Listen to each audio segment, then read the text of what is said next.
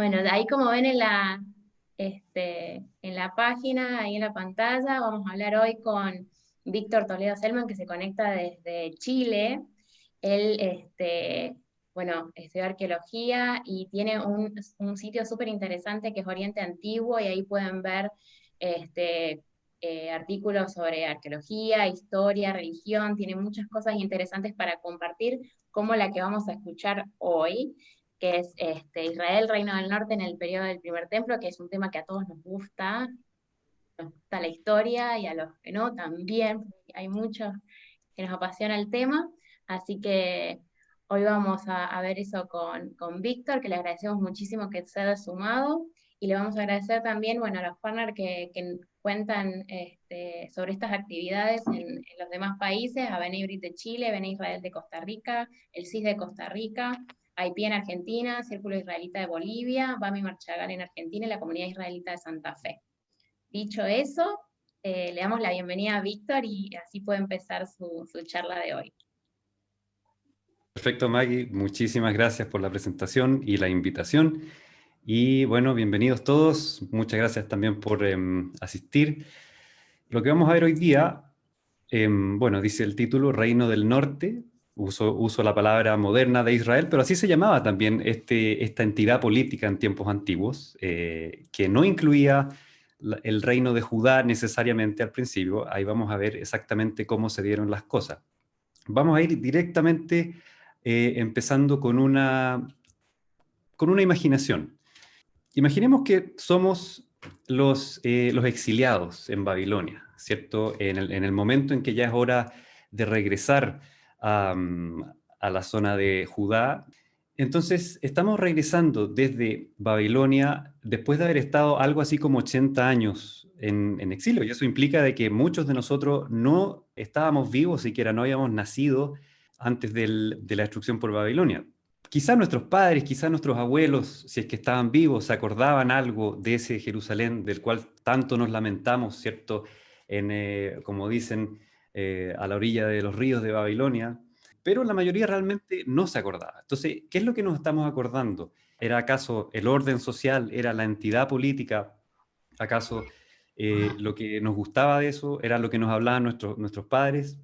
Entonces, una vez que ya estamos imaginándonos que somos estos exiliados en retorno, yo les recuerdo que ellos, como muchos otros pueblos que fueron deportados a otros lugares, a distintos lugares del Medio Oriente en esa época, tenían una particularidad específica. Me refiero contrario a muchos otros pueblos. Y esa particularidad era que ellos traían una serie de escritos en idioma hebreo, los cuales incluían una forma temprana de la Torá, una forma que casi había alcanzado su forma final, pero estaba casi lista, digamos. También estaban los escritos proféticos. Todos los profetas del Israel antiguo que conocemos también venían en rollos de vuelta al Jerusalén del cual pronto vamos a construir el segundo templo, ¿cierto? Entonces, eh, bueno, yo hace unos meses, especialmente me refiero a la época del segundo templo, hace unos meses hice un video de respuesta a unos académicos de la Universidad de Chile que hablaron de la Palestina antigua. Da igual ahora el nombre que vamos a usar, pero si es que se le llama Palestina antigua, da igual, da exactamente lo mismo. Lo importante es el contenido de la narrativa que ellos están ofreciendo. Y esperé pacientemente hasta que llegaran al momento más interesante para mí, que era el momento en que llegaran a la época helenística y romana temprana, y escuché todas las charlas y me pareció insólito que no hubieran mencionado nada del judaísmo del Segundo Templo, que es, a fin de cuentas, el elemento cardinal de esa época. En esos videos yo dejé muy claro de que no hay momento más judío que el judaísmo del Segundo Templo en esa tierra, eh, y no hay elemento histórico identitario más importante que el judío en esa tierra por esos años, el siglo 3, 2, 1 antes de Cristo y 1 después de Cristo.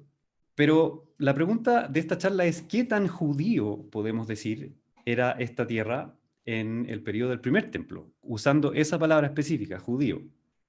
Escuchamos frecuentemente de que el rey David era judío. He escuchado también que Abraham era judío. ¿cómo podemos clasificar estos patriarcas, estos reyes, y decir si es que eran o no judíos en estricto rigor? ¿Cómo se define un judío en tiempos tan antiguos? Porque estamos acostumbrados a estudiar y entender la historia como una entidad lineal, la historia judía en particular, como una entidad continua, monolítica, que no cambia, que no se modifica a lo largo de los años, desde los tiempos de Abraham hasta 1948, ¿cierto? El épico regreso del pueblo judío a la tierra de Israel. Llama la atención de que entendemos todos estos 3000 años como la historia judía y que la tradición judía recuerda algunos de estos momentos, como por ejemplo Pesaj, Hanukkah, algunas de estas festividades recuerdan estos momentos, pero un periodo que es arqueológicamente muy, muy notorio, muy, muy abundante, no es recordado, no es mencionado. Y este es el periodo monárquico, después de Salomón hasta la destrucción de Jerusalén por Nabucodonosor, que son aproximadamente unos 400 años. Y bueno, lo principal acerca de la tierra de Israel que nos acordamos, ¿cierto? Es el llamado reino unificado de Israel, que incluye al rey David y al rey Salomón. Y estas son, bueno, las fronteras precisas son muy, muy debatibles. Si es que solo usamos la Biblia como fuente histórica, pero esto es lo primero que se encuentra en Wikipedia y eso es más o menos lo que uno puede extraer del texto. Pero recordemos que esta situación, que este reino que tiene capital en Jerusalén, no duró más de 80 años. Y por lo tanto el templo de Jerusalén no estuvo en uso para el culto al dios Yahweh, o Yahvé que le llaman, por más de una vida humana, porque Salomón lo construye, el reinado de Salomón va a durar unos 40 años, según la tradición bíblica, imaginando que se demoró 10 años en construirlo, vamos a tirar números así al aire. Y después ocurre el cisma de los dos, el reino unificado en dos trozos. Uno es el reino de Israel y otro es el reino de Judá. Y no es menor que algo así como 9 de las 12 tribus terminan en el reino de Israel y así van a estar en los próximos varios siglos. Entonces, el tiempo en el que el primer templo fue usado por todo Israel fue muy breve, si es que uno sigue en estricto rigor la historia bíblica. Y vemos esta foto, la que de nuevo es lo primero que uno encuentra en Wikipedia cuando uno quiere ver los reinos separados, y hay otras entidades a su alrededor. La gran pregunta es, ¿cómo fueron los procesos en que estos reinos fueron formados? Y eso es lo que vamos a conversar hoy día. Y el enfoque de hoy es en el reino de Israel solamente, y vamos a salir de esta visión judeocéntrica, Jerusalén-céntrica, podríamos decir, y vamos a investigar, bueno, este reino del norte, que ocurre después de Salomón, ¿cierto? Porque ¿qué ocurre después de Salomón?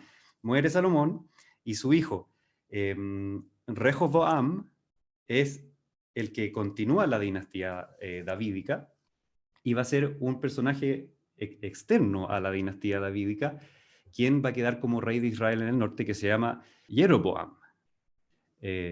Rehoboam y Jeroboam. En castellano a veces pronuncian la J, Jeroboam, ¿ya? Pero todo esto, recordemos, les mencioné las 12 tribus, porque en la época de los jueces, que es antes de que se conformara la monarquía, tenemos esta situación, que son el mapa de las 12 tribus, según lo presenta Josué después de conquistar la tierra de Canaán. Bueno, las 12 tribus son los 12 hijos de Jacob, y no exactamente los 12 hijos de Jacob, porque es un hijo el que no está presente, que es José, pero sus dos hijos sí van a tener parte en este mapa, que es Manase o Manasés y Efraín. Ellos no son hijos de Jacob, son hijos de José, son nietos de Jacob. Y ellos tienen una parte que es no menor, es un territorio enorme si es que lo miramos en el mapa. Lo otro relevante es que Judá, recordemos, es un solo personaje, es una sola tribu de las 12. La tribu de Simeón, Shimeón, va de alguna manera a ser disuelta dentro del reino de Judá, y bueno, eventualmente Benjamín también va a caer dentro de Judá, pero el resto de las tribus van a ser el reino del norte. No es menor. Entonces, lo primero a tener en cuenta es que este reino, acordarnos que existió y que no fue cosa poca, fue importante. ¿Ya? Entonces, como les decía, Judá es un solo personaje. Esta pintura es súper orientalista. Muestra un beduino, digamos, un beduino palestino del siglo XIX, pero la pintura, el pintor quiere mostrar a Judá, ¿ya? Con Tamar. No, probablemente no andaban en camellos todavía, pero lo que no cabe duda es que los patriarcas, desde Abraham hasta bien adelantado los 12 hijos de Jacob, son especies de beduinos, son especies de gentes pastoriles nómades que todavía no viven en un contexto de asentamiento agrícola o en un reino bien establecido con, qué sé yo, con palacios, con templos. ¿Ya? Hay algunos altares por ahí que se mencionan en la historia de los patriarcas. Esta pintura muestra a José nuevamente. Acuérdense que José, la historia de José es bien interesante porque es el que se va a la corte del faraón y le lee los sueños al faraón, ¿cierto? Pero es el que sus hermanos lo habían dejado a lado. Y aquí sus hermanos, nuevamente, esta pintura lo que está mostrando es que lo reconocen a José, que ya está convertido en un gran oficial de la corte del faraón, y el primero en abrazarlo es Benjamín, que casi parece niña, pero es un niño, es un hombre joven, rubio, por algún motivo, y ellos son hermanos completos. Todos los otros son medios hermanos. Entonces, José y Benjamín, esto va a ser importante después, por eso se los cuento, son hermanos completos. Benjamín está justo al sur de Efraín y Manasés, que son los hijos de José. ¿Ya? Entonces, Benjamín pareciera que tiene más afiliación con la parte norte que sur. Y de hecho, el nombre Benjamín, Binyamin, quiere decir los hijos de la derecha. Si es que miramos el oriente, como era moda en esa época, podemos decir que es los hijos del sur. Entonces, si son del sur, son los que están mirados desde el norte. ¿Ya? Todo esto se los digo para notar de que Benjamín, al menos por un tiempo, tuvo una afiliación con el norte. Esta pintura muestra a un Jacob bastante entrado en años, ya en sus últimos días, y de nuevo José. Y José trae a sus dos hijos, Efraín y Manasés. Manasés es el más viejo, el mayor. Y pareciera que Rembrandt en esta pintura, con la mano, como que lo quiere engañar, le quiere correr la mano para que bendiga al menor, que es Efraín.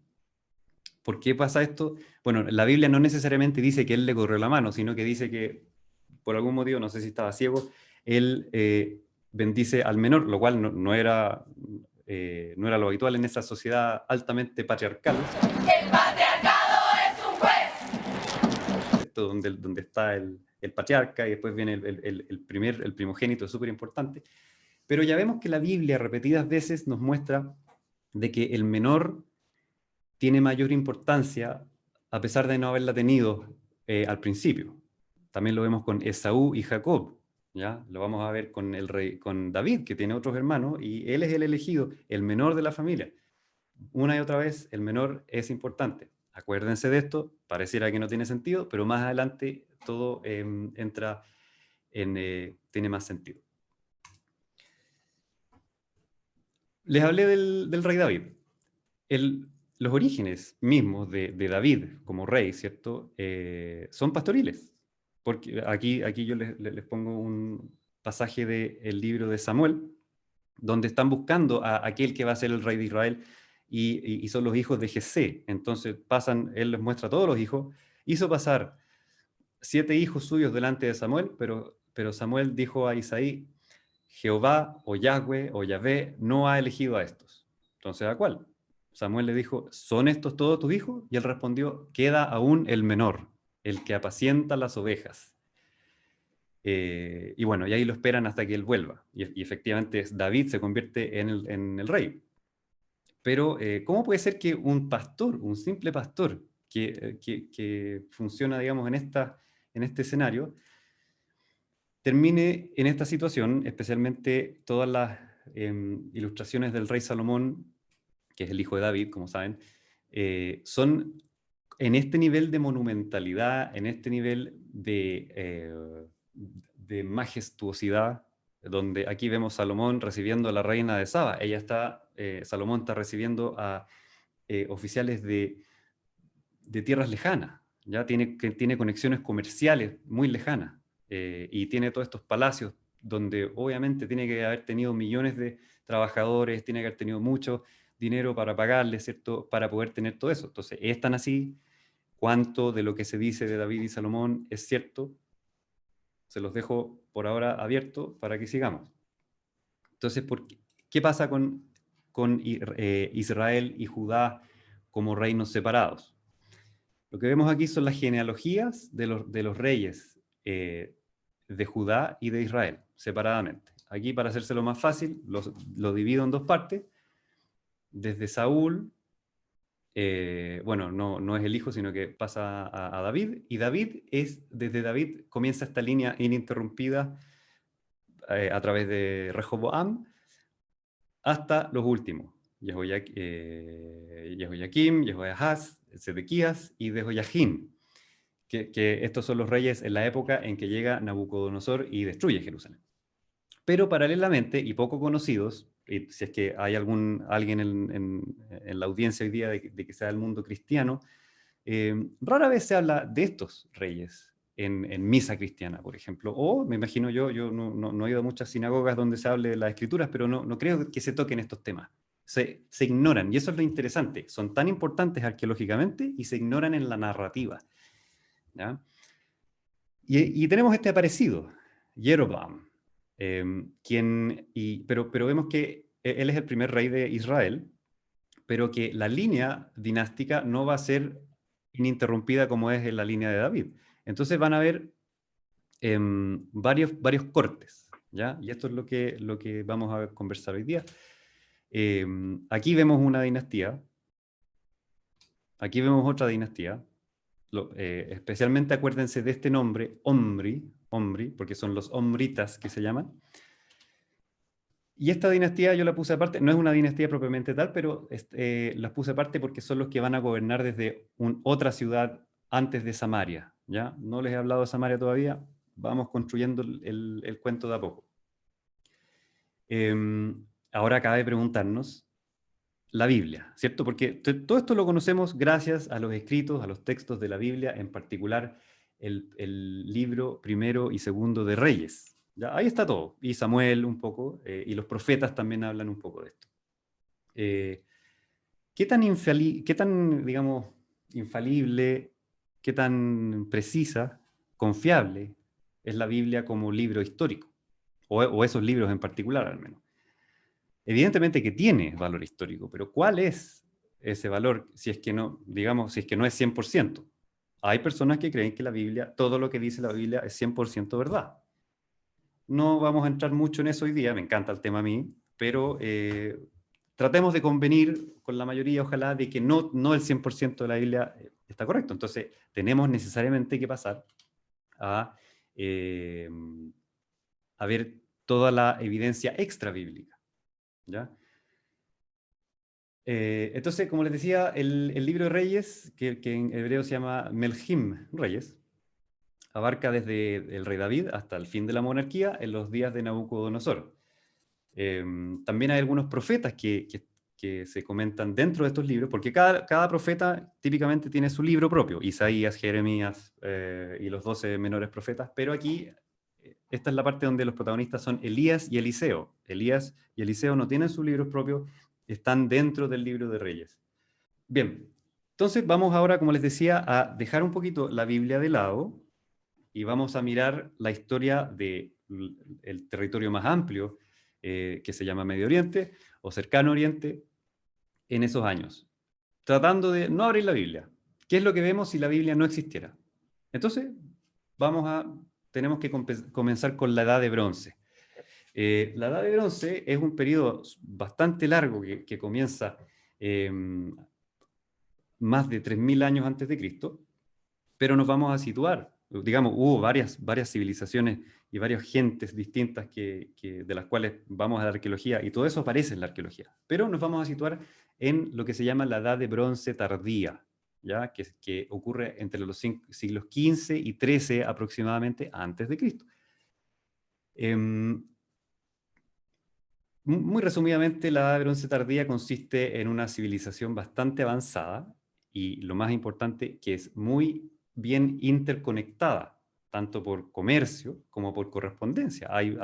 Especialmente son famosos las cartas de Amarna, que son la correspondencia entre algunos reyes locales de la zona de Canaán y el rey de Egipto, que en ese tiempo dominaba la zona. Fíjense cómo Egipto en ese tiempo, que son las dinastías 18 y 19 de Egipto, estos son los faraones más famosos, Tutmosis, Amenhotep, Akenatón y los Ramsés. Todo esto ocurre en esta época, que es la Edad de Bronce tardía. Esos faraones tienen un verdadero imperio que controla toda la mitad del Levante, ¿ya? Incluyendo las ciudades de Fenicia.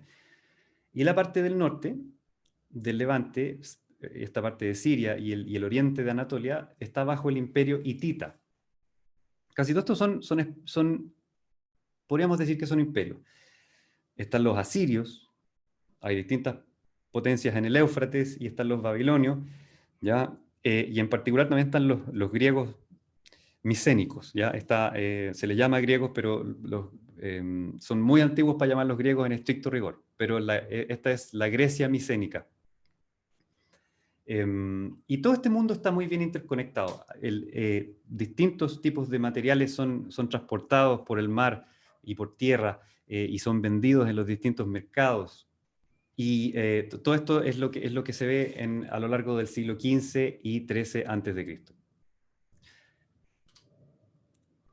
La zona de Canaán no era una excepción en este tiempo, y vemos de que hay varios, lo que se llama ciudad-estado. No hay estados territoriales como lo habíamos visto antes en el reino de Judá, el reino de Israel, que son estados territoriales, son similares a países de alguna manera. Estos son ciudades solamente que controlan el inmediato territorio rural, ¿ya? Y este es un mapa reconstruido a través de las cartas de Amarna, que es lo que les había mencionado. Cada uno de estos reyes locales va a escribirle cartas al rey de Egipto. Y por eso conocemos cuáles son sus afiliaciones, conocemos varias cosas gracias a estas cartas, que no son cartas de papel, por supuesto, son muy antiguas. Son tablas de arcilla con inscripciones en cuneiforme. Esta zona, que es Shem, que es donde hoy día está Nablus, la ciudad digamos, de las ciudades palestinas más emblemáticas, es Shem. Y estos son los restos arquitectónicos de la ciudad del bronce tardío en Shem. Entonces todavía no existe el rey David, no existe nada. Eso es lo que nos muestra solamente la arqueología. Pero a fines del siglo XII ya no queda nada de esto. Por ejemplo, trasladémonos al año 1100 antes de Cristo. Y todo este mundo interconectado, próspero, de grandes imperios, donde todo lo que les describí, eso ya no queda nada en la arqueología, y es increíble de que desde Grecia hasta Turquía, hasta, digamos, todos estos lugares, dejan de existir todas estas civilizaciones. ¿Para dónde se fueron? Digamos, bueno, y ese es uno de los grandes misterios de la historia, pero hoy día ya se tiene bastante claridad por estudios de clima antiguo, ¿ya?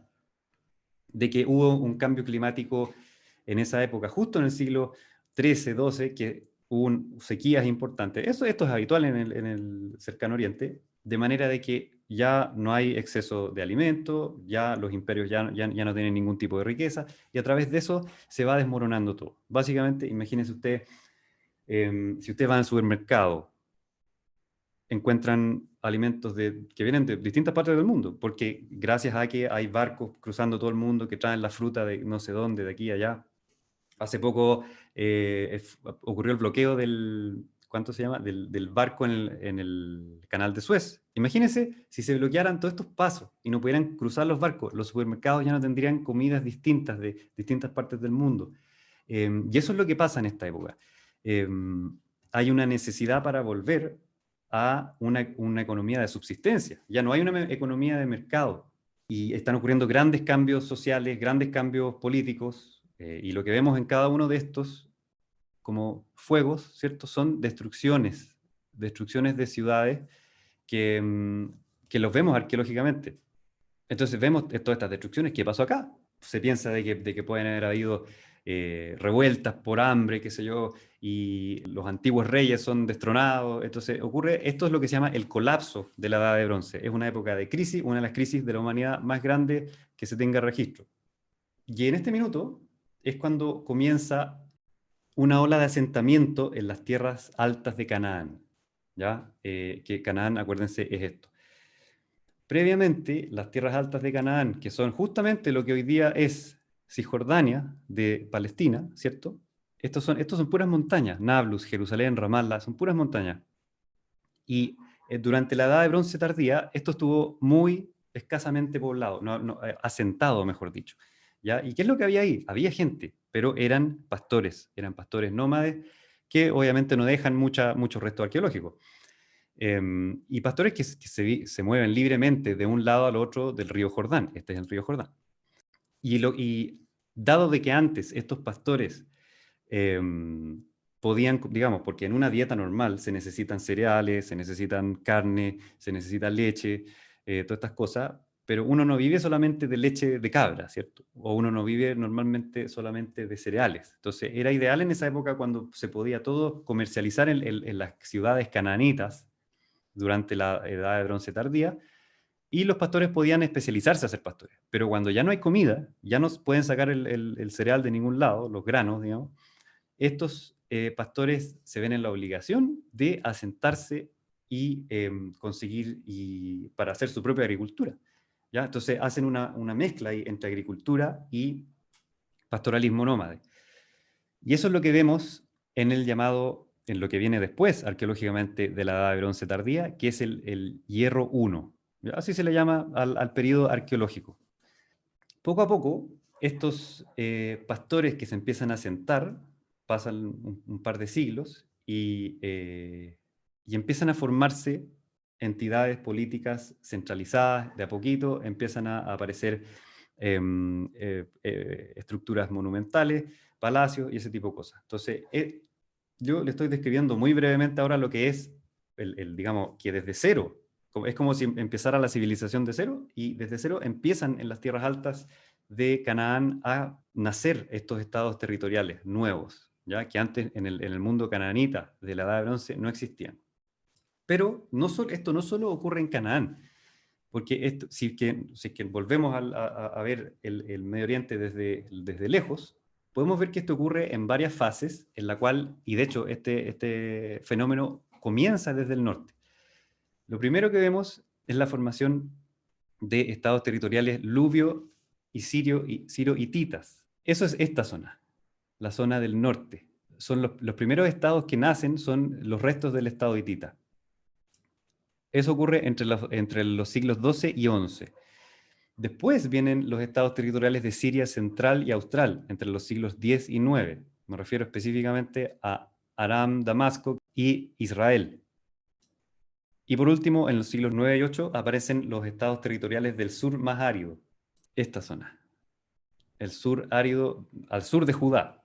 ¿Ya? Entonces, ven que hay varios estados territoriales en esta foto: Amón, Moab, Judá, Israel, los filisteos, Edom y Aram Damasco. ¿Ya? Y de a poco se empieza a formar esto, pero este proceso comienza desde arriba, desde el norte, y en la medida que nos acercamos abajo, esto es más tardío. ¿Por qué? Porque esto es el desierto de Siria. Mientras más fértil, obviamente, antes ocurre el proceso.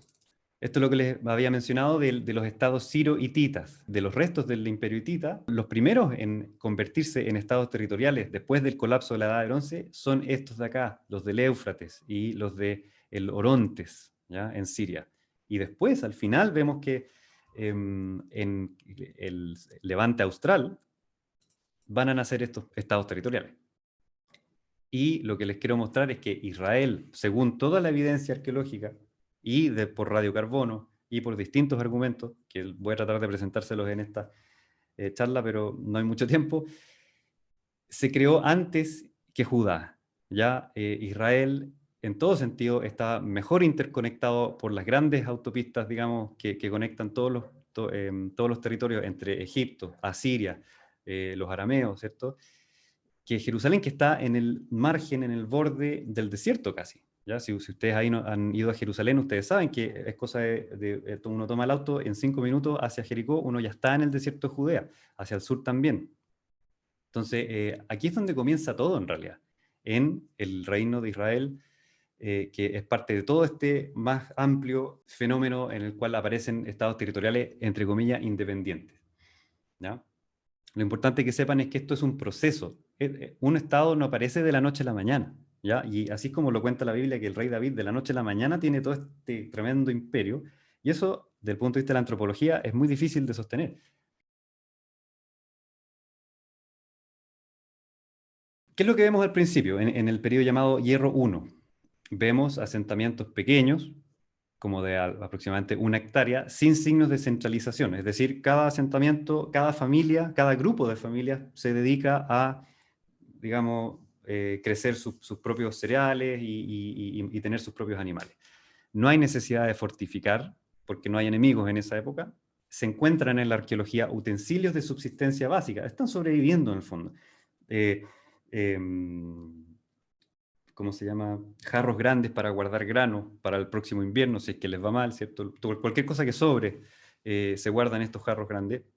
Y no hay evidencia de una élite gobernante que haya un rey, que tenga artículos de lujo, qué sé yo. Pero desde esta realidad vemos una continuidad entre estos asentamientos y la realidad que se llama del Hierro 2A, ¿ya? Más entrado hacia el siglo 9 y 8 a.C. No se preocupen si está muy complejo, porque de a poco se va a ir formando esta historia. Entonces les recuerdo que esto ocurre en esta zona montañosa, que hoy día es Cisjordania, o que le llaman también Samaria y Judea, ¿cierto? Donde están los tan controversiales asentamientos de los colonos israelíes en territorio palestino, lo cual, por supuesto, que lo hacen basados, en su gran mayoría, en todos estos relatos bíblicos. Otra cosa interesante que vemos, y les hice una diferencia entre el Hierro 1 y el Hierro 2, hay un cambio de demografía. Esto se puede saber gracias a los estudios de prospecciones que se hacen. En la arqueología no es solo hacer hoyos, digamos, cavar hacia profundo, sino que también incluye mapear todo lo que uno ve en distintos periodos. Entonces, esta es Palestina, en los momentos que ha tenido más números en demografía. Y hay una diferencia importante entre el Hierro 1 y el Hierro 2. Bien, entonces ya habíamos visto esta imagen, pero vemos de que no hay en el Hierro 1 evidencia de construcción monumental o de fortificaciones, excepto en esta zona, en este pequeño espacio que es la tierra de Benjamín, a fin de cuentas, que está inmediatamente al norte de Jerusalén. Aquí vemos esta realidad, ¿ya? Son dibujos, son esquemas arqueológicos, pero hay murallas importantes defensivas. Entonces, ¿qué es lo que pasó acá? Y lo que vemos, si es que nos vamos a la historia más amplia, vamos al año 1000 a.C., y lo que vemos son estos asentamientos beduinos, al principio, como les decía, de a poco evolucionando hacia sociedades más complejas. Pero lo que es conocido por la historia extrabíblica es la campaña del faraón Sheshonq o Shishak en la Biblia. Esto está descrito en la Biblia. En la Biblia muestran de que Shishak viene a atacar el reino de Salomón.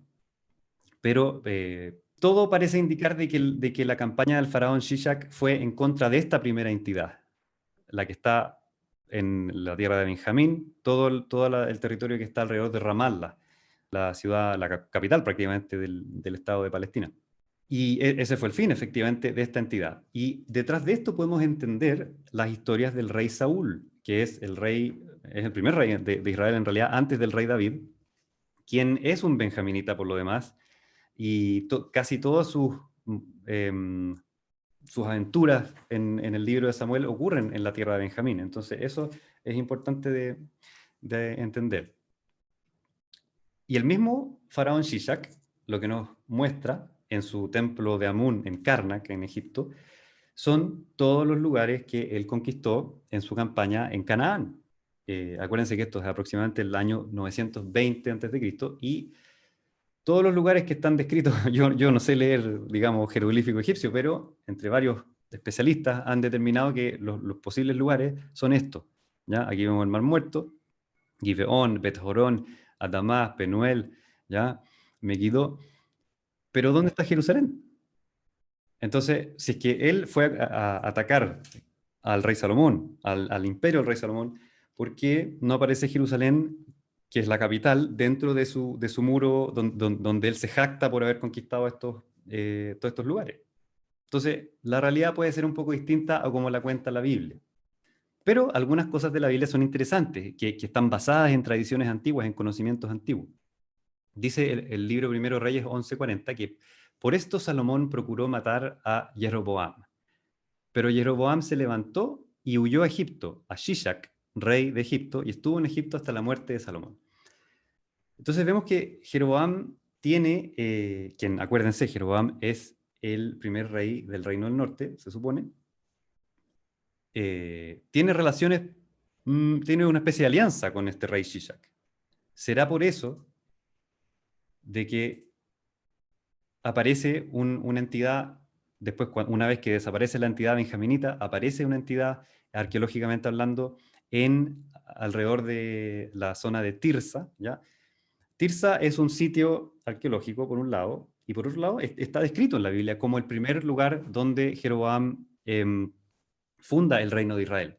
¿Ya? Es su capital, a fin de cuentas. Esto está avalado por la misma Biblia.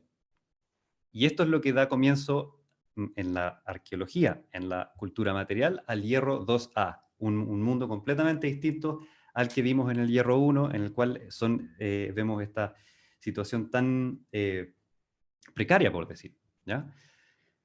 Entonces, ¿será que en esta campaña el rey Shishak de Egipto quiso pasar de largo o perdonar a Jeroboam en Tirsa? Eso se puede especular.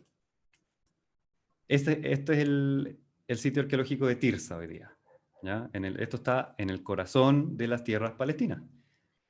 Luego viene, como les había mostrado anteriormente, la dinastía Omrita. ¿Ya? Yo les había comentado los Omritas que están acá, aquí. Estos son los Omritas. Jeroboam I, luego vienen los Omritas, que es una dinastía de no más de 3 reyes, que dura unos 40 años. Pero vemos por primera vez de que en este momento arqueológico, el tardío hierro 2A, también han cambiado mucho las cosas. Vemos todo tipo de fortificaciones, vemos evidente centralización en el poder, ¿ya? Y vemos una cultura material que pone en evidencia de que hay una capital y que hay otras ciudades aledañas subyugadas a esta capital. Y esa es la definición de un estado territorial al final, que hay otros centros urbanos subyugados a una capital. Al principio era Tirsa, pero luego es Samaria. Samaria está a muy poquitos kilómetros de Nablus, como les decía, la famosa ciudad de Palestina. Y esto es Samaria, ¿ya? Este es el sitio arqueológico de Samaria, que encima tiene millones de cosas romanas, pero aquí hay una zona que muestra claramente el poder de los omritas en el reino de Israel. Aquí tenemos un mapa reconstruido en base a datos arqueológicos y bíblicos de lo lejos que pudo haber llegado la dinastía omrita con capital en Samaria, que incluye bastante territorio de Transjordania, a este otro lado, ¿cierto? Eso es para que empiecen a ver que este es el primer momento de prosperidad del reino de Israel.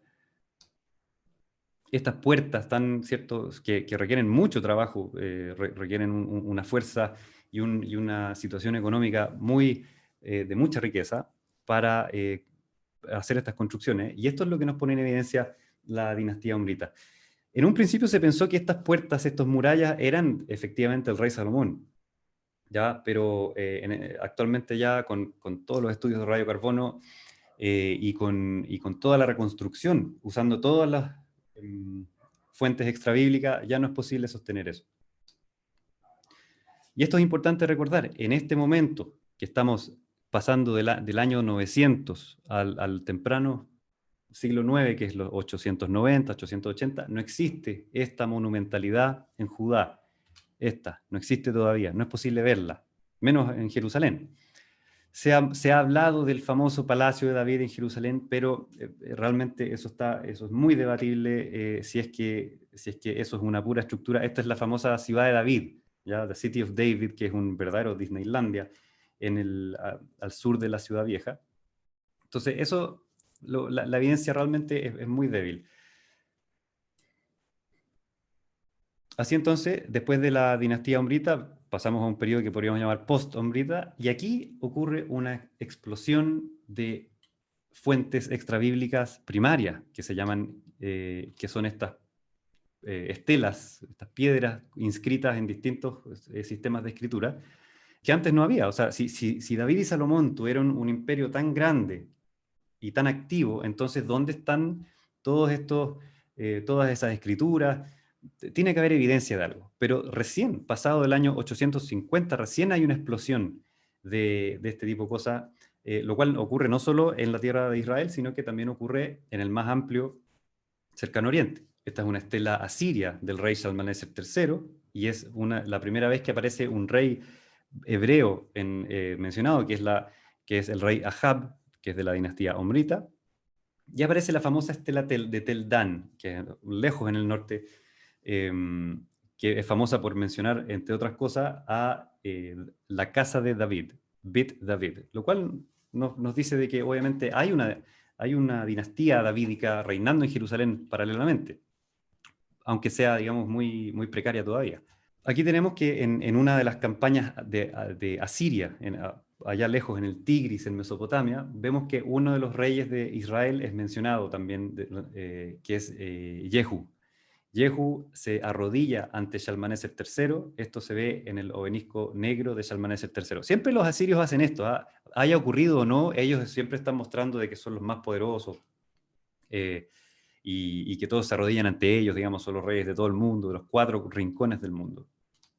Como les decía, esta explosión después del año 850 de todas estas finas,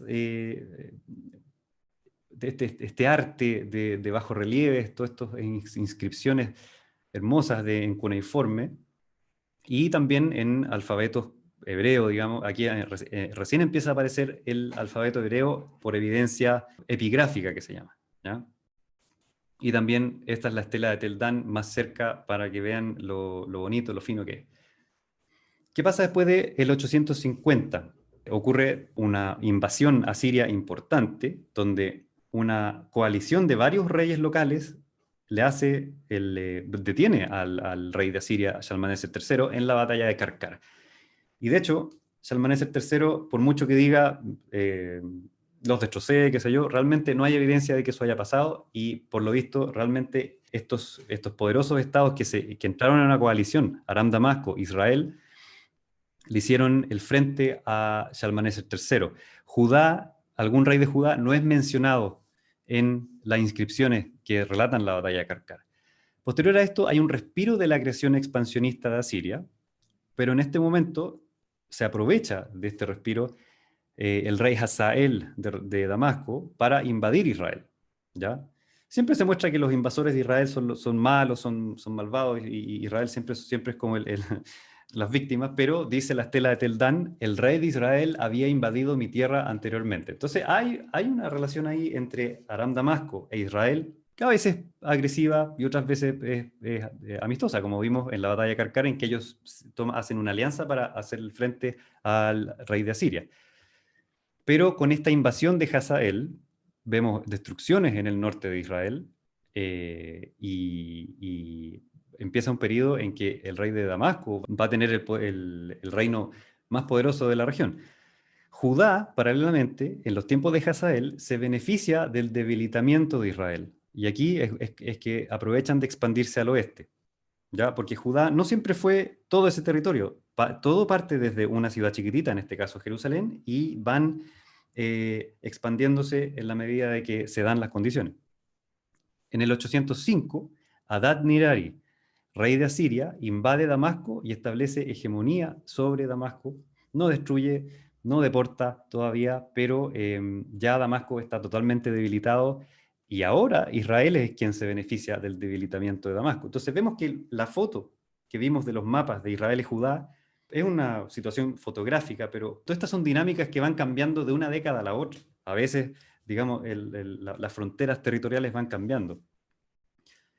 Y en este momento del debilitamiento de Damasco es que el rey Joash da inicio a un periodo de prosperidad en cooperación con, o más bien en ausencia de Asiria. Digamos, al papel dice, sí, yo coopero con el rey de Asiria, pero en la práctica lo que pasa con Asiria es que están ocupados en otras amenazas en otro lado del imperio. Por eso es que ahora Joash y su hijo Jeroboam II van a crear posiblemente lo que es la entidad más influyente, más importante del Levante a principios del siglo VIII. Vamos al 790, 780, 760. Este es el momento de máximo apogeo de Israel, en el cual vemos mucha riqueza material en la arqueología, reconstrucción de muchas ciudades que fueron destruidas por Hazael. Vemos comercio de larga distancia, este tipo de capitel típico de la arquitectura del Israel de esa época. Crecen las fronteras, vemos artículos, como les decía, de lujo, marfil, burocracia, escritura. Vemos en Megiddo, en el norte de Israel, vemos que hay establos donde se comercializan caballos. Y bueno, Jeroboam II es, para todos los efectos, es el rey tipo asirio, el rey digamos, globalizado, súper conectado con todo el Medio Oriente, de tanta riqueza de palacios, ¿cierto?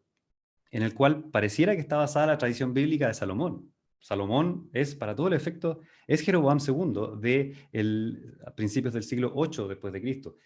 Pareciera que el personaje Salomón, que sin duda existió, pero la arqueología nos dice de que en la época de Jeroboam II es el momento de mayor prosperidad. El profeta Amos habla de los excesos de los ricos, critica toda esta situación, justamente corresponde a esta época. Les hablé de la expansión territorial de Israel. No había llegado Israel aún a la costa, por ejemplo, o tan arriba en el norte, o tan al este de Transjordania. Como les decía, el momento que es breve, pero de mayor prosperidad. También el comercio con el sur de Arabia, digamos, con toda Arabia, con el sur de Arabia también, y con todos estos desiertos.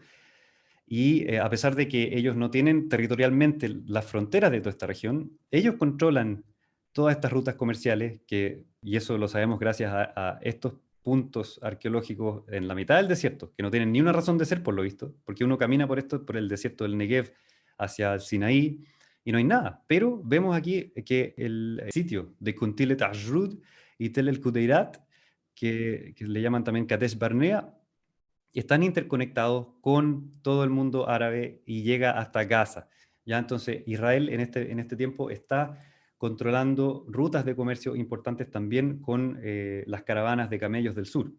Y de ahí llegan los famosos artículos de lujo, el incienso, ¿ya? Ese tipo de cosas que vienen de la zona de Etiopía, de Yemen. Y comienza también una muy intensa actividad de escritura y de creación de tradiciones, digamos, de mitos fundacionales. Y en eso es que podemos entender el ciclo de Jacob. Jacob, según está presentado en la historia bíblica, es el nieto de Abraham, pero se cree cada vez más de que Jacob es una historia separada, digamos, y es el mito fundacional, el reino del norte de Israel, especialmente porque Jacob mismo, él se mueve en esa zona del norte, nunca está en Jerusalén, nunca está en Hebrón, como sí está Abraham. Abraham es el héroe, digamos, de Judá. Abraham es el héroe de Judá porque él se mueve en esa zona, en el Mar Muerto. Acuérdense que él está por la parte de Sodoma y Gomorra, ¿ya? Pero Jacob no se mueve en Judá, sino que se mueve en el norte, especialmente en Betel. Él participa en la fundación de este santuario en Betel, porque todavía queda la pregunta, ¿dónde los israelitas del norte adoraban a su Dios, si es que adoraban a un puro Dios, porque también obviamente había un poquito más de diversidad. Y Betel era uno de los sitios más importantes en esa época, como lo fue Jerusalén del primer templo. Y la famosa lucha con el ángel en Penuel, en el momento en que Dios le dice, tú ya no te llamas Jacob, ahora te llamas Israel, y por eso es que el mito fundacional ocurre, curiosamente, aquí. Penuel está acá, al otro lado incluso del río Jordán. Aquí es donde, el momento en que nace Israel. Entonces, por eso es que se cree que Jacob digamos, se generan esta historia en esta época de tanta riqueza. Y bueno, ya estamos llegando al fin de la charla, porque se acerca el fin de Israel. Solamente de Israel, no de Judá, porque Judá sigue existiendo. Como les decía que el imperio asirio se había tomado como unas vacaciones, por decir, porque estaba preocupado en otras situaciones que ocurrían en el imperio, con el rey Tiglat-Pileser III, aquí, se renuevan las invasiones a la región del Levante, ¿ya? Y en especial, él conquista casi todo, especialmente la costa, y él va a comenzar el verdadero y el establecido imperio asirio, un imperio muy militar que por primera vez en la historia va a designar a gobernadores locales, asirios, en cada como distrito. Entonces va a reorganizar todo. Aquí comienza la época de las grandes deportaciones de gente a distintos lugares del Medio Oriente, distintos lugares del imperio, con el fin de derrumbar estos sentimientos nacionales de los estados territoriales, los arameos, los israelitas, ¿cierto? Ese es el fin que ellos tienen. Para evitar que hayan más revueltas, ellos los dispersan por todo el mundo y así mantienen lo que se llama la Pax Asiriaca. Bueno, la historia de cómo se desenterró en el siglo XIX los distintos sitios arqueológicos de Asiria es fascinante y uno de los temas que más me gustan, pero esto solo para mostrarle cómo habría sido en el siglo XIX, después de Cristo obviamente, de nuestra era, cómo encontraron todos estos palacios asirios que están hoy día en el British Museum, en el Louvre, ¿ya? Realmente Asiria era la potencia más importante de la época. Y es finalmente el causante del fin de Israel. Después de Tiglat-Pileser III viene Shalmaneser V, luego viene Sargón II, y luego viene Sennacherib. En los tiempos de Shalmaneser V y Sargón II es que ocurre ya la desaparición final de Israel, porque ocurre la destrucción de Megiddo, la conquista de Samaria, y gran parte de la población es deportada, como les decía, al oriente, pero también hay una salida masiva de refugiados hacia el sur, hacia Jerusalén. Y vemos paralelamente a la arqueología que Jerusalén sufre, este es el momento de que crece explosivamente Jerusalén. Esto es visible en la demografía antigua y en sus restos arquitectónicos. ¿Ya? Realmente, si Jerusalén era una ciudad bastante humilde, por decir, después del 720 se convierte en una metrópoli y en la ciudad quizá más importante de la zona. Aquí ya está el imperio asirio ya establecido. Entonces, cuando uno ve la historia de todos estos lugares, es evidente de que después del colapso de la Edad de Bronce en el siglo XII, hay un periodo de oscuridad en el siglo XI, X, IX, y de a poco las cosas se empiezan a retomar. No puede ser que el rey David y Salomón en el siglo X hayan sido los únicos que hayan estado, digamos, reinando con un imperio increíble del cual hay tan poca evidencia. Y esta es la situación aproximadamente en el siglo 700, en el año 700 a.C. ¿Qué pasa con Judá? Judá y Jerusalén finalmente, como vimos al principio, van a ser destruidos en el año 586 por los babilonios. Así que va a durar 200 años prácticamente. Sí, a ver, no, 120 años va a durar Jerusalén después de la campaña asiria. Y ocurre en el 701 que Jerusalén se salva, no se sabe cómo ni por qué, podríamos decir, quizás fue interpretada por ellos milagrosamente, se salva de la campaña asiria de Sennacherib. ¿Explicación de esto? Ellos lo interpretan, ¿cierto? Yahweh está con Jerusalén, Él eligió Jerusalén y por eso Jerusalén es sagrada. Este es el momento, año 701, en que Jerusalén es vista como la ciudad elegida por Dios y que el templo de Jerusalén va a ser lo más importante. Y aquí comienza que no lo vamos a alcanzar a ver hoy día, por supuesto, porque tendría que ser la clase de Judá, cómo la Biblia empieza a tomar forma en este lugar. La Biblia pertenece a los judaítas, pero tiene algunas tradiciones de Israel, porque vinieron estos, como les decía, refugiados del norte, que se establecieron en el sur, en Judá, pero aquí comienza la Biblia, y la Biblia es contada por los jerusalemitas, por los judíos propiamente tal, que comienzan en esta época, y por eso que la Biblia siempre habla mal del reino del norte, habla mal de Jeroboam II, habla mal de tantos reyes que adoraban a otros dioses, que ponían estos becerros dorados, ¿cierto? Lo cual puede ser cierto o no, pero claramente hay una intención política detrás de eso. Ahora volvamos a retomar algunos de los conceptos que conversamos al principio, que yo les había dicho. Pareciera que no tiene sentido hablar de esto ahora, pero ahora vamos a ver cómo todo calza. Lo que ocurre con el Reino del Norte finalmente, y fíjense que el Reino del Norte está principalmente basado en lo que son estas fronteras de la tribu de Manasés. Este es como el corazón del Reino del Norte. El Reino del Norte se va a convertir en una división administrativa, una provincia del Imperio Asirio. Por lo tanto, la frontera sur del Imperio Asirio durante la mayor parte del siglo VII va a ser aproximadamente alrededor de esta línea, de la línea que separa la tribu de Manasés y Efraín. ¿Por qué? Porque hacia abajo va a estar Judá. ¿Qué es lo que pasa con Judá en el transcurso del siglo VII? Porque recordemos, Judá está basado en la tribu de Judá, pero cuando cae el reino del norte, ellos van a aprovechar y van a expandirse hacia la tierra de Benjamín, y también van a expandirse hacia lo que va a ser esta zona, que es Efraín. ¿Será por esto que los autores bíblicos están aquí mostrando una vez más que a veces el menor es el más relevante, en este caso Efraín, y José está queriendo que Jacob le dé su bendición a Efraín y no a Manasés? ¿Por qué? Puede ser, digamos, una premonición de que el reino del norte, principalmente personificado por Manasés, va a caer en apostasía, en adorar a otros dioses, y por eso que va a caer en calamidad y destrucción. Entonces, recordemos, de nuevo, les repito, que la Biblia viene de Jerusalén y son ellos los que tienen un mensaje político y a la vez teológico. Se tratan de dar una explicación a lo que pasó con el norte. De la misma forma, habíamos conversado que Benjamín en un principio tenía afiliaciones con las tierras del norte, porque justamente incluso en el nombre dice de que ellos son parte de la zona que después se convirtió en Israel, Samaria, Manasés, ¿cierto? Por lo tanto, ellos son vistos como los hermanos chicos del sur. Pero Judá no se va a expandir hacia la tierra de Benjamín, hacia la parte que está entre Gibeón y Betel, sino hasta el siglo VII después de Cristo. Y bueno, ya estamos en condiciones para revisar, hacer un resumen de lo que conversamos y revisar algunas conclusiones.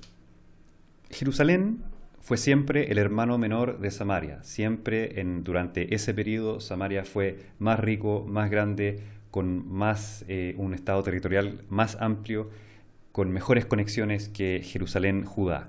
Por lo tanto, es lo mismo. Judá siempre fue el hermano menor de Israel. Uno es la capital del otro. Jerusalén es la capital de Judá y Samaria es la capital de Israel.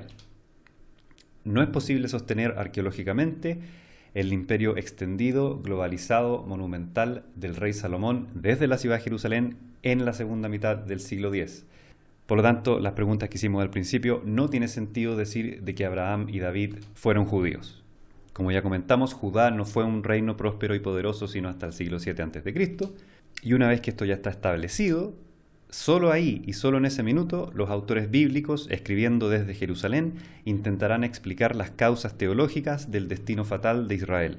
Pero, gracias a la llegada de esta oleada de refugiados del Reino del Norte, cuando este es conquistado por el Imperio Asirio, las tradiciones orales y literarias de Israel son llevadas a Judá y luego son incorporadas al corpus literario de Judá. Y el resultado de esto es la Biblia hebrea. A su vez, los mitos nacionales de Israel, así como el ciclo de Jacob y probablemente el Éxodo, son incorporados a los de Judá una vez de que estos refugiados llegan a fines del siglo VIII a.C.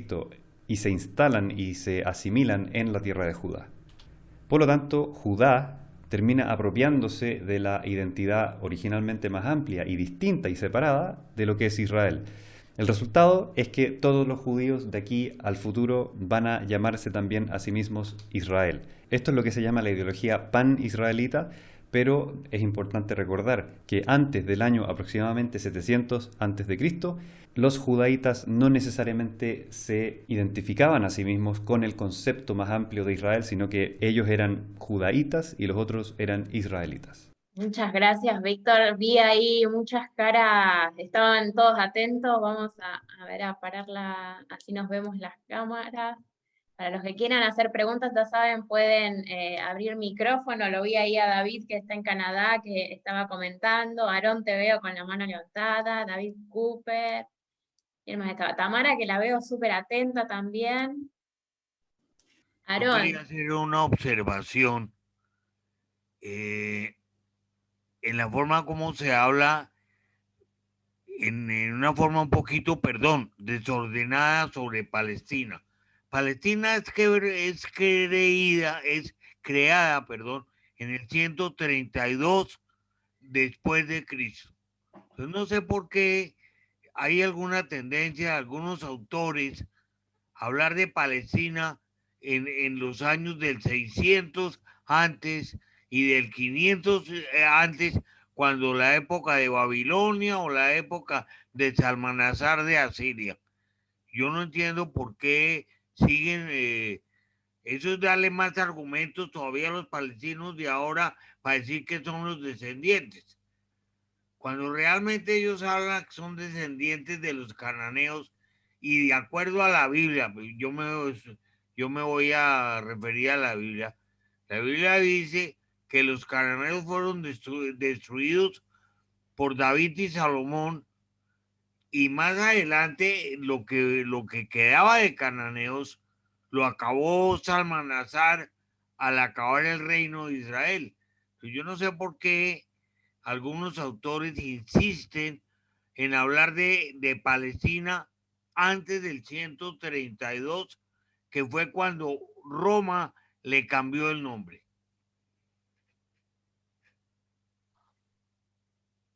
De acuerdo, y sí. te lo dice Aarón desde Jerusalén ahora, a la 1 de la mañana, a las Sí. 2. Eh, digamos, yo creo que se hace sin intención, mucho menos con intención de sostener la continuidad nacional de los palestinos hoy día. No se hace con esa intención. Se hace porque es tradición en la academia desde el siglo XIX, desde el siglo XVIII. Los judíos que vivían en Palestina en el año 1930 no tenían ningún problema con decir que vivían en Palestina. El sionismo nace con el deseo de irse a Palestina, la tierra que era conocida por Europa, por lo menos así, y a veces se usa esa palabra, pero sin intención, digamos, es una palabra considerada por los académicos neutra, y es cierto, se podría decir Canaán, pero tampoco o sea, no hay otra palabra tampoco. Podríamos decir Canaán, cierto, pero decir la tierra de Israel, como yo les mostré, está equivocado, porque No existía. está Judá también, entonces, ¿dónde metemos a Judá? Ahí ¿Cómo te cómo se le veo. puede llamar a esa tierra? Lo más neutro sería llamarle el Levante Austral. Estoy de acuerdo. En eso estoy de Bueno, acuerdo. pero decir Palestina es un error, porque Palestina solo viene a ser impuesta por los romanos en el 132. Y esto es muy importante porque el conflicto de hoy en día, inclusive los palestinos dicen que Jesús era palestino. Cuando Jesús muere en el 33, todavía la palabra palestino no se utilizaba ni siquiera por los romanos. Estoy muy de Entonces, acuerdo. yo creo que eso es muy importante precisamente para acabar con la falsa narrativa de esta gente. Gracias, Aarón. Ahí Gracias. veo que David querés hablar. Puedes abrir tranquilamente micrófono. Mientras tanto, te leo, Víctor, una pregunta de acá de Marcos Pekel que nos está viendo en Facebook desde Colombia. ¿Qué tan cierto es que Judá se alió con Asiria contra Israel? Es lo que nos pregunta Marcos. Le mandamos un beso. Ocurrieron varias, mira, ahora en este minuto no recuerdo quizá el rey específico que hizo eso, pero sí ocurrieron varias alianzas en la cual muestra que no todos son siempre todos los hebreos felices y amigos formando parte de una misma hermandad, digamos. Sí, ocurrieron, esto es lo mismo que la guerra, el Juego de Tronos, por decir. ¿Ya? Entonces sí, en varias ocasiones existen alianzas de Judá que no son favorables para Israel y viceversa, pero no me acuerdo en este minuto quién fue o cómo resultó eso. Está bueno porque nos has llevado en un viaje arqueológico fascinante. Veo ahí David que está diciendo, David Cooper, ¿de dónde te conectas? Que decía que estaba en blanco y que aprendió mucho. A ver, para que te ayudo, que no te escuchamos, David. Acá de Santiago, en Chile.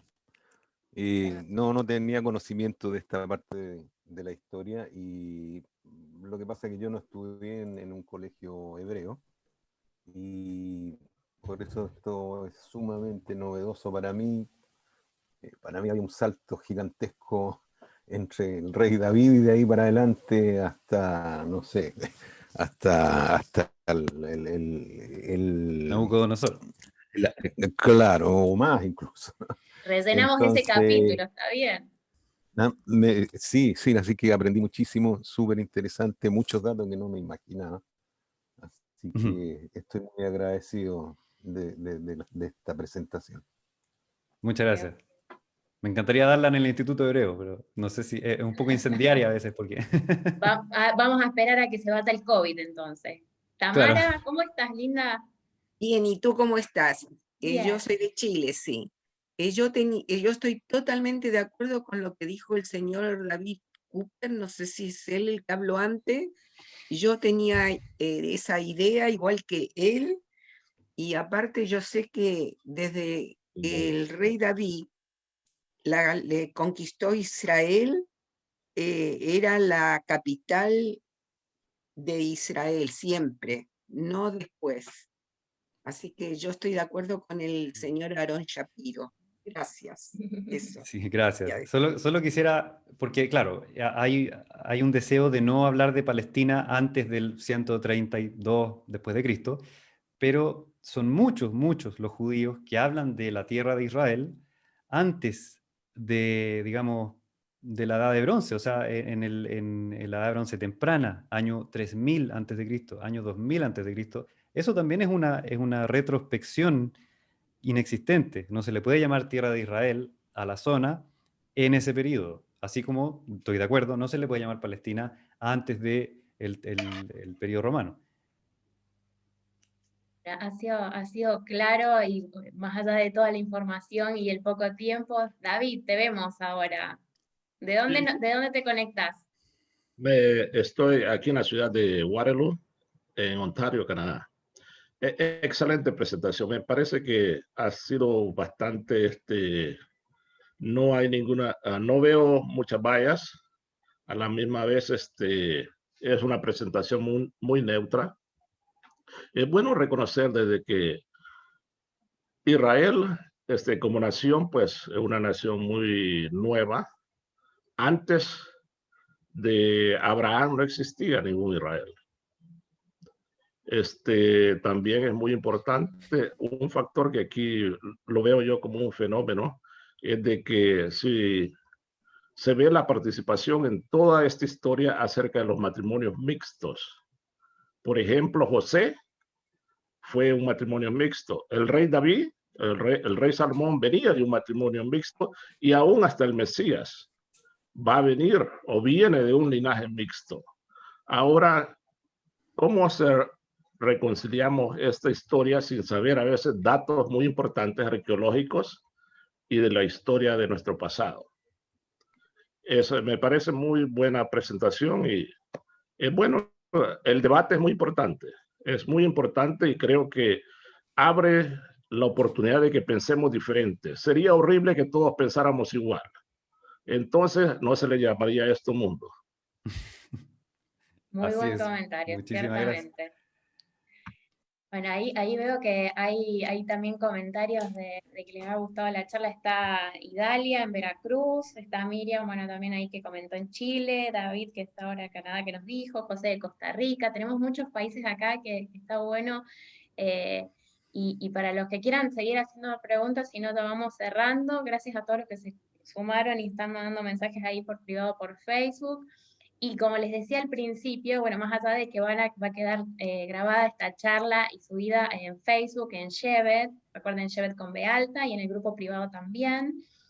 También les recomiendo que vayan, porque obviamente este es un tema que se puede hablar mucho, y así que les recomiendo que vayan a la página que tiene Víctor y también al canal de YouTube que es Oriente Antiguo. Les voy a compartir igualmente el link ahí en Shevet para que sigan viendo. Hay un montón de artículos y muchos viajes que ha hecho, así que para que sigan sumando conocimiento interesante. Instagram, importante. Hay harto material en Instagram Instagram. también, cierto, Instagram también.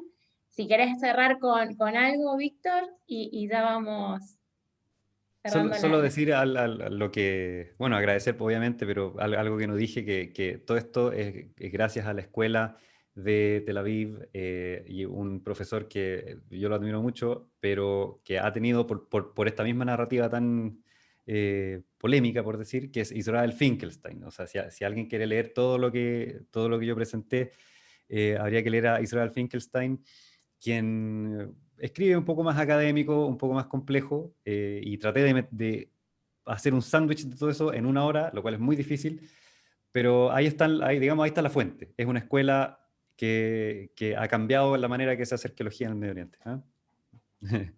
Muchas gracias. Digo, bueno, muchas gracias por el sándwich entonces, Sí. por el esfuerzo. Bueno, muchas gracias. Gracias Idalia, gracias David, Miriam, que ahí veo que está viendo. Aarón, mil gracias como siempre, Gracias que para se conecta a Víctor, las 2 de la gracias mañana. Maggie. Bueno, un abrazo grande a todos. Gracias Jaime por sumarte, ahí lo podés ver de vuelta en Shevet. Un abrazo a Chile y nos vemos la próxima semana con la próxima actividad. Sí, vamos a ver religiones comparadas el próximo martes, también con Rodrigo Garrido, que se va a conectar de Chile. Así que los esperamos la próxima semana. Un abrazo grande. Chao, chao.